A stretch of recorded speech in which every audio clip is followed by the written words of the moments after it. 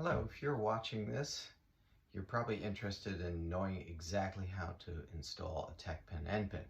Today I'm going to show you very quickly one of the most important steps, and we're using the new conservatory model, which is in black acetal plastic.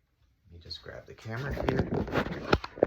What I've done, let me just turn this around, is we have the cello upside down in the bench because I've been doing some siding to make sure that the end pin is straight in all directions.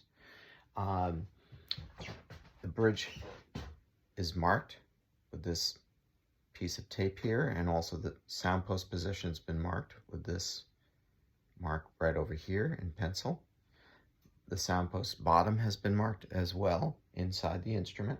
Even the nut I have marked where the tailpiece wires go, because that does affect the sound.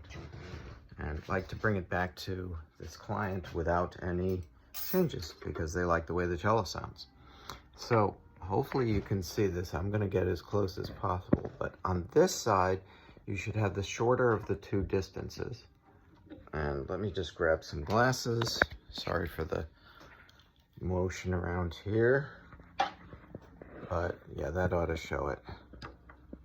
We've got exactly 35 millimeters on this side, and that's the length that we want, as opposed to this side, which is exactly 34 millimeters, so 1 millimeter less.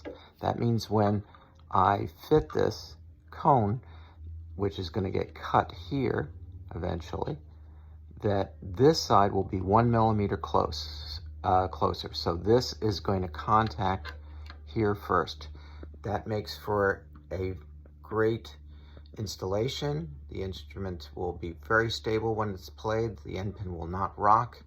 And I am going to, since this has a tiny bit of rock in it, whoever installed this didn't have a great reamer, or it didn't fit this particular taper. I'm using all kinds of wonderful reamers. If you've got a good Gava reamer, you'll be in good shape, or one that's a professional one. These fit perfectly with it. I'll probably take this in just a little bit farther because you can see a gap. I'm not sure if you can see it, but in the front there's a gap right over there.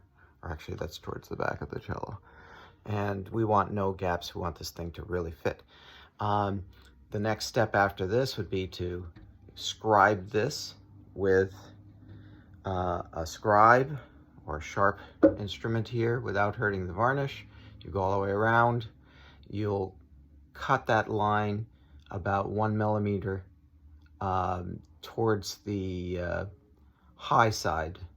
In other words, leave 1 millimeter here, because when you're doing your final fitting, that is going to be what allows you to have a very tight twist fit.